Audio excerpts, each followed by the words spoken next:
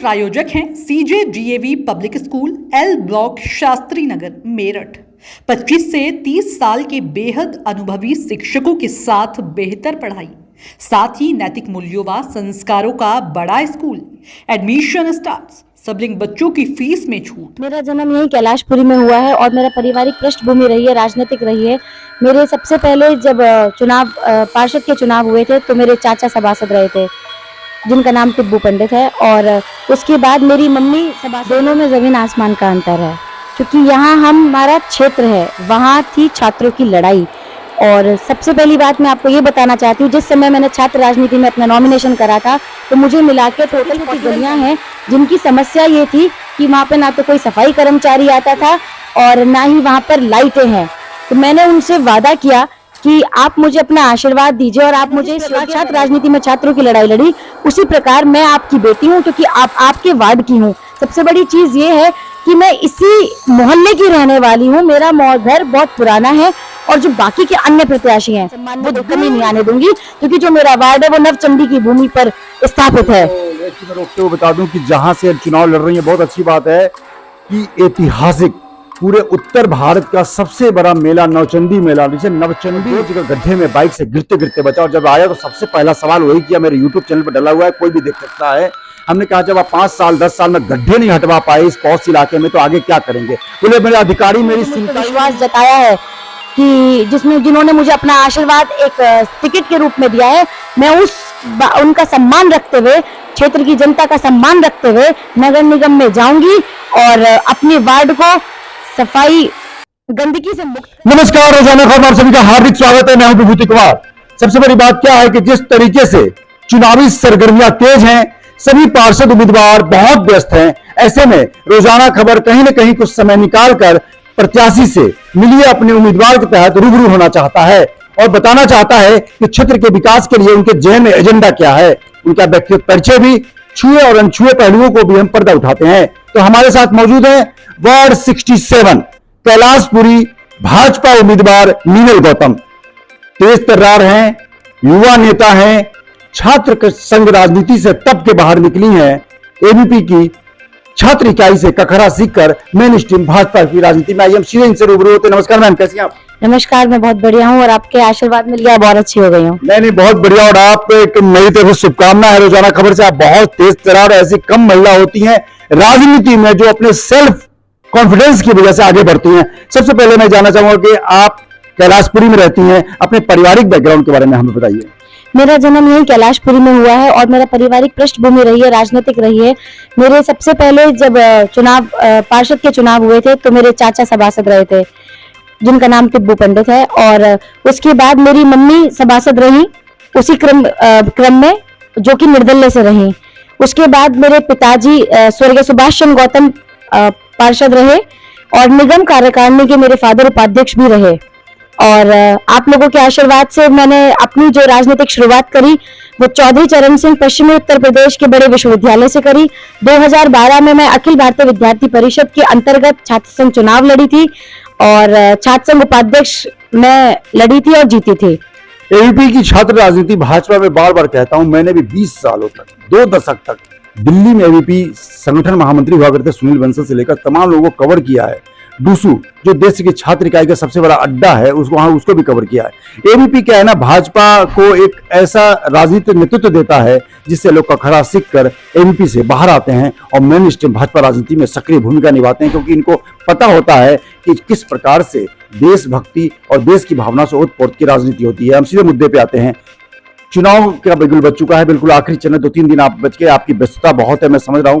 तो छात्र संघ राजनीति में जिस तरह आप जीती हैं, वहां चुनाव कन्विंसिंग की और छात्र छात्राओं को आपने मैनेज किया, पटाया प्यार से, दुलार से, वो कन्विंसिंग और इस कन्विंसिंग में कितना अंतर है? दोनों में जमीन आसमान का अंतर है, क्योंकि यहाँ हमारा क्षेत्र है, वहाँ थी छात्रों की लड़ाई। और सबसे पहली बात मैं आपको ये बताना चाहती हूँ, जिस समय मैंने छात्र राजनीति में अपना नॉमिनेशन करा था तो मुझे मिला के टोटल 41 कैंडिडेट्स थे। I was the only girl candidate over there. Okay, बहुत बहुत बधाई हो। एबीपी में छात्र राजनीति में तो लड़कियां भी बहुत हैं और दिल्ली छात्र संघ अध्यक्ष नुपुर शर्मा से लेकर तमाम लोग वाकई भाजपा में एक अलग जगह रही हैं। सबसे पहले बताइए कि आप वार्ड कैलाशपुरी 67 में आप उम्मीदवार बनी हैं। आपके यहाँ पे चाचा और मम्मी सभी पार्षद रहे हैं, आपको समस्याओं को घर घर की जानकारी है। सबसे पहले हम मुद्दे पे आते हैं कि क्या लगता है आपको कि पार्षद बनने के बाद 5-6 एजेंडे कौन से बड़े हैं, क्योंकि आप युवा हैं और तेज तर्रार हैं और पैनी नजर रखती हैं समस्याओं पे। सबसे बड़ी समस्या जो मुझे जब मैं कन्वेंसिंग करने गई थी अपनी, जो मुझे देखने के लिए मिली, वो मिली मुझे जल भराव। नालियों की साफ सफाई बिल्कुल भी नहीं थी, जहाँ पर सिल्ट एक साथ इकट्ठी थी, टूटी हुई सड़कें, और जो अपनी हम जब क्षेत्र में आगे बढ़ते जाएंगे और वहां पर कुछ छोटी छोटी गलियां हैं जिनकी समस्या ये थी कि वहां पर ना तो कोई सफाई कर्मचारी आता था और ना ही वहां पर लाइटें हैं। तो मैंने उनसे वादा किया कि आप मुझे अपना आशीर्वाद दीजिए और आप मुझे इस योग्य बनाइए। जिस प्रकार मैंने छात्र राजनीति में रहकर छात्रों की लड़ाई लड़ी, चाहे वो उनके मेस के खाने को लेकर थी, चाहे वो उनकी फीस को लेकर थी, चाहे वो उनके रहने की व्यवस्थाओं को लेकर थी, मैंने जिस प्रकार छात्र राजनीति में छात्रों की लड़ाई लड़ी, उसी प्रकार मैं आपकी बेटी हूं, क्योंकि आप आपके वार्ड की हूं। सबसे बड़ी चीज ये है कि मैं इसी मोहल्ले की रहने वाली हूं, मेरा घर बहुत पुराना है और जो बाकी के अन्य प्रत्याशी हैं वो दूर से आए हैं। मेरे घर उनको आने के लिए शायद 1 किलोमीटर की भी जगह और रास्ता नहीं नापना पड़ेगा, शायद आधे किलोमीटर का अंतर होगा, और जो दूसरे प्रत्याशी है उनके लिए उनको शायद 3 से 4 किलोमीटर चलकर जाना पड़ेगा। वो एक अन्य क्षेत्र के ही हैं, इस वार्ड के निवासी नहीं है। सबसे पहला प्रश्न, मतलब सबसे पहली बात। दूसरी बात, जब हम मुद्दे की करते हैं तो मैं आपको ये बताना चाहती हूँ कि सबसे ज्यादा शिक्षित मैं हूँ, और जो सरकार में रहकर कार्य करवा सकता है, मैं वो आप लोगों के पावर है आपके अंदर, मेरे अंदर वो विल पावर। अगर सभासद निधि से वो काम पूरा नहीं हो पाएगा तो मैं विधायक और सांसद जी से आह्वान करके उनका आग्रह करके वो कार्य कराने के लिए सक्षम हूँ। यदि क्षेत्र की जनता मुझे चुनकर नगर निगम में भेजती है और अपना नेतृत्व करने का मौका देती है, तो मैं ये क्षेत्र की जनता को ये विश्वास दिलाना चाहती हूँ, अगर समय आने पर अगर मुझे माँ दुर्गा और माँ चंडी और माँ काली का रूप धारण करना पड़ेगा तो मैं बिल्कुल करूंगी उनके, लेकिन मान सम्मान में कोई कमी नहीं आने दूंगी, क्योंकि जो मेरा वार्ड है वो नवचंडी की भूमि पर स्थापित है। मैं रोकते हुए बता दूं कि जहां से चुनाव लड़ रही है, बहुत अच्छी बात है कि ऐतिहासिक पूरे उत्तर भारत का सबसे बड़ा मेला नवचंडी मेला, जिसे नवचंडी माता का मंदिर यहीं स्थित है, इनके वार्ड में स्थित है। वाकई ये गौरव की बात है। और नवचंडी मेला जो ऐतिहासिक है, जो उत्तर प्रदेश सरकार के टूरिज्म डिपार्टमेंट में भी है और वाकई शानो शौकत और मेरठ की पहचान दिलाता है। नवचंडी मेले पे आ जाते हैं, क्या नवचंडी मेले को दिल्ली हाट की तरह डेवलप करने की कुछ व्यवस्था आगे बन सकती है? पूछता है सही। बिल्कुल, उसके लिए पूरा प्रयास किया जाएगा। इसे मेले के लिए ही चौक चौंध देते हैं, उसके बाद ही खाली पड़ता नहीं, उसके बाद अभी क्या है, कल आदरणीय कैंट विधायक जो उत्तर प्रदेश के अंदर सबसे भारी बहुमत से जीते थे, कल वो आए थे और उन्होंने मेरे लिए, जनता से और आदरणीय महापौर जी के लिए एक वोट अपील करी थी। तब उन्होंने हमें बताया कि नौचंदी जो एरिया है, इसके 4 कॉरिडोर कनेक्ट हो गए हैं, वो बालाजी मंदिर के लिए, दुर्गा मंदिर के लिए, चंडी मंदिर के लिए। तो वो सब सरकार काम कर रही है, अपना वो प्रोजेक्ट पास हो रहे हैं डे बाय डे। बिल्कुल। जिला पंचायत ऑफिस के पास हम जाते हैं, जब जदेवीनगर से आते हैं, वहां पे जल भराव की समस्या बहुत साल पुरानी है और रोजाना खबर भी आपको शुभकामना देता है कि आप पार्षद बने और सबसे पहले वहीं से बिगुल बजाएं, क्योंकि बहुत ही ज्यादा स्थिति बहुत ज्यादा बिगड़ा है। अभी भी पानी है वहां पे और काफी चीजों को लेकर वहां पे जो समस्याएं हैं। जब मैं क्षेत्र के अंदर भ्रमण करने निकली थी और वोट की अपील करने के लिए निकली थी, तब मुझे माताओं और बहनों से मतलब ये सुनने को मिला।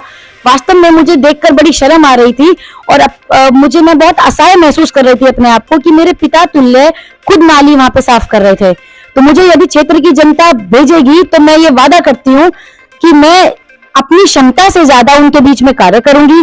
और जिस प्रकार मैंने उनको देखा कि वो खुद ही अपने घर के बाहर साफ सफाई कर रहे थे, माताएं बहनें, और स्पेशली लाल सिंह नगर जो है वो इस कदर अटा पड़ा है, नालियां वहां की इस कदर अटी पड़ी हैं कि मुझे खुद में शर्म आई। मैंने अपने वहां की स्थिति देखकर कि कितनी बद से बदतर है, मैंने खुद से अपने सफाई कर्मचारी भेज के वहां पर सफाई करवाई। बिल्कुल, मैं एक चीज और जोड़ दूं इसमें भी, रोजाना का मुखर के तौर पर जाना जाता है, मेरठ की धड़कन कहता हूं। जब राकेश शर्मा निगम पार्षद का मैंने इंटरव्यू लिया तो मैं 2 जगह गड्ढे में बाइक से गिरते गिरते बचा, और जब आया तो सबसे पहला सवाल वही किया, मेरे यूट्यूब चैनल पर डला हुआ है, कोई भी देख सकता है। हमने कहा जब आप 5 साल 10 साल में गड्ढे नहीं हटवा पाए इस पॉश इलाके में, तो आगे क्या करेंगे? बोले मेरे अधिकारी मेरी सुनता ही नहीं है, ये रिकॉर्डेड है भैया, अधिकारी सुनता ही नहीं है।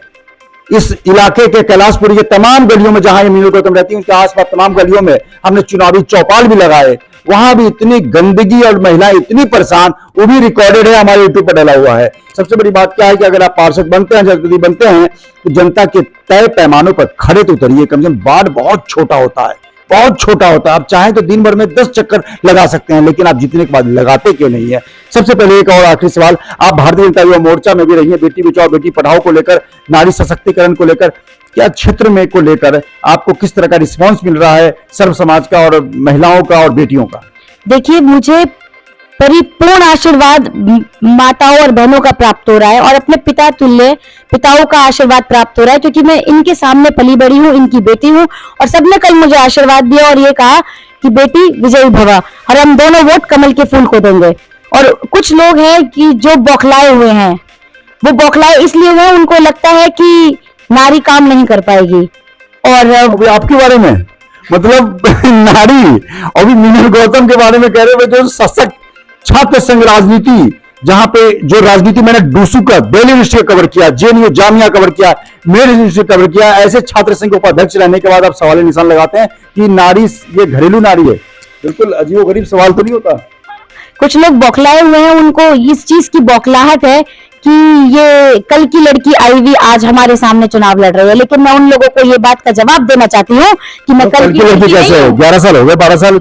मैं कल की लड़की नहीं हूँ। मैं सामाजिक जीवन में मैं 12 साल अपने दिए हैं मैंने, और आदरणीय जो भारतीय जनता पार्टी ने, प्रदेश नेतृत्व ने जो मुझ पर विश्वास जताया है कि जिन्होंने मुझे अपना आशीर्वाद एक टिकट के रूप में दिया है, मैं उनका सम्मान रखते हुए, क्षेत्र की जनता का सम्मान रखते हुए नगर निगम में जाऊंगी और अपने वार्ड को सफाई गंदगी से मुक्त कराऊंगी, स्वच्छ और गड्ढे मुक्त, गंदगी से मुक्त, गड्ढे मुक्त और स्वच्छ एक वातावरण अपने वार्ड को प्रोवाइड कराऊंगी। बिल्कुल मीनल गौतम, एक बात होता है कि रोजाना जब पत्रकार हूं तो पत्रकारिता के हिसाब से बात करूंगा। महिला सशक्त है, इसमें कोई दो राय नहीं। जब छात्र संघ राजनीति में उपाध्यक्ष वाइस प्रेसिडेंट के पद पर चयनित हो सकती हैं, मुखर है, बेटी बचाओ बेटी पढ़ाओ की प्रदेश संयोजिका है, और सबसे बड़ी बात क्या है कि 12 साल मेन स्ट्रीम राजनीति को करते हुए गए। और बार बार मैं कहता हूं, क्योंकि मैंने एबीपी को 20 सालों तक कवर किया है, कि एबीपी भारतीय छात्र संघ राजनीति का वो जंक्शन है, वो पाठशाला है जहां से कखरा सीख कर मेन स्ट्रीम भाजपा की राजनीति में लोग आते हैं।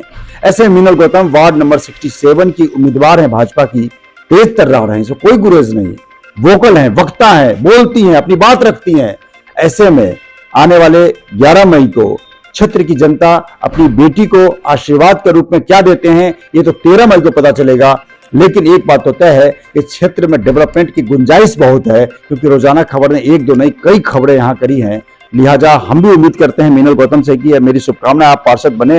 और फिर टक्कर कितना मानती हैं आप? मैं आखिरी सवाल आपसे, टक्कर मानती हैं, क्या है, लग रहा है? देखिए, मेरे को लगता है कि मेरे टक्कर में तो कोई भी नहीं है, मेरी नजर से तो कोई नहीं है, क्योंकि निर्दलीय को मैं कोई पार्टी मानती नहीं हूँ, क्योंकि वो जब उनको खड़ा ही निर्दलीय हुए हैं, तो इसका मतलब है कि वो खुद ही इंडिपेंडेंट है, वो दूसरों का क्या कार्य करेंगे? तो संगठन की भूमिका संगठन की होती है। ये थी हमारे साथ मीनल गौतम, और लगातार चुनावी चर्चा के बीच हमने बेस्ट समय में से चुनाव कन्वेंसिंग में से कुछ समय निकाला और इनसे बात करी आप तक पहुंचाने के लिए, क्योंकि कैलाशपुरी का इलाका पूरे मेरे रोजाना खबर का बिल्कुल समर्पित पाठक है।